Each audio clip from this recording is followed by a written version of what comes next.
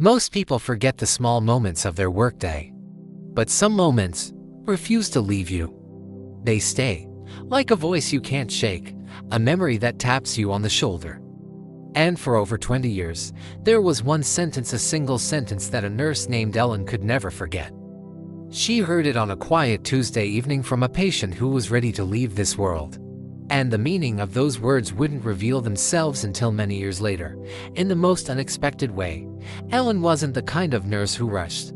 She had that warm, steady presence older people loved. She listened, she cared, she remembered small details about her patients, what they liked to eat, the names of their kids, the stories they told.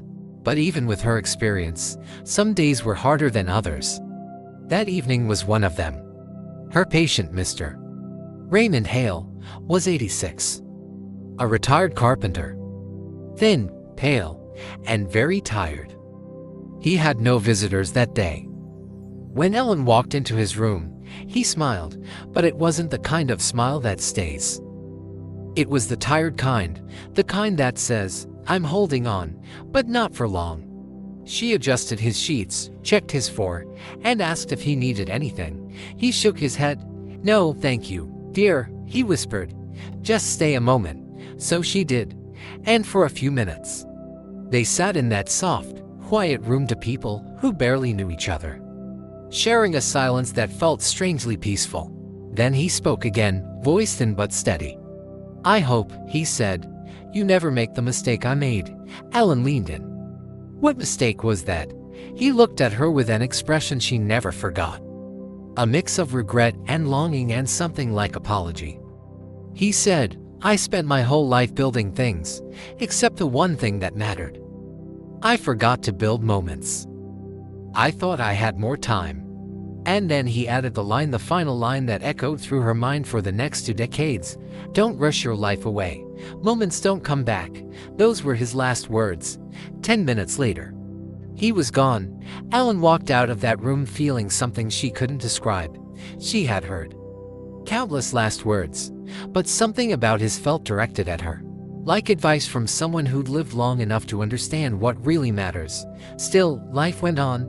Shifts changed. New patients arrived. Bills had to be paid.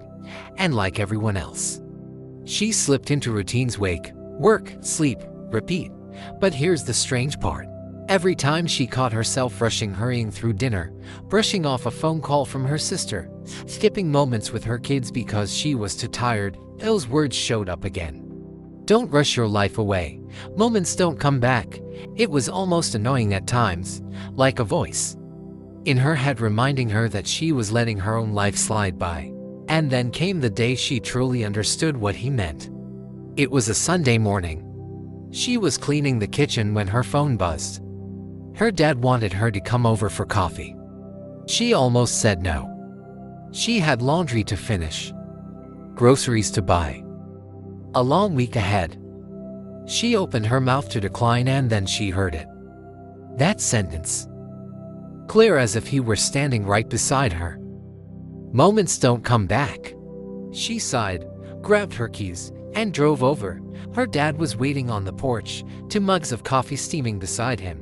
They talked for hours, about nothing, about everything.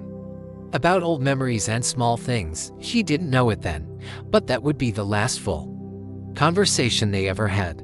He passed away unexpectedly 3 weeks later. And that's when the meaning of those last words finally hit her, not as advice, but as truth. She didn't regret the chores she didn't finish that day. She didn't regret driving across town.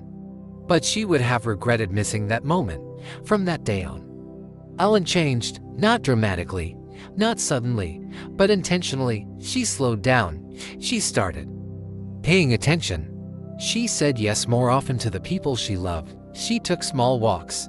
She looked at sunsets. She hugged longer. She started living the kind of life she wouldn't regret.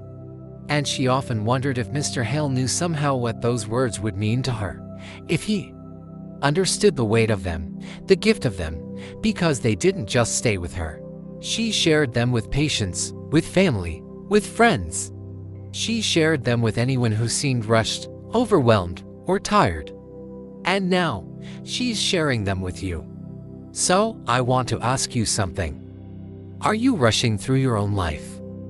Are there moments you're skipping, thinking you'll get another chance? Because here's the truth. You won't remember the day you finished all your errands. You will remember the coffee with your dad, the laugh with your friend, the quiet evening with someone you love.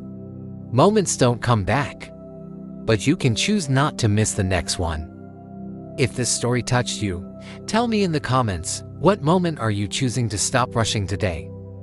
And if you want more stories that remind you what really matters, make sure you subscribe. Your next moment might start with the very next video.